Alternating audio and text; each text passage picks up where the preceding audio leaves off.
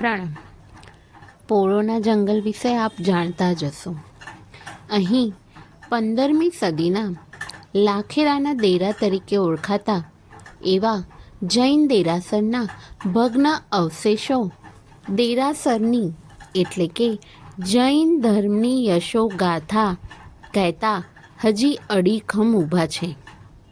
લોકો આ જંગલમાં આ અવશેષો જોવા માટે ખાસ જાય છે.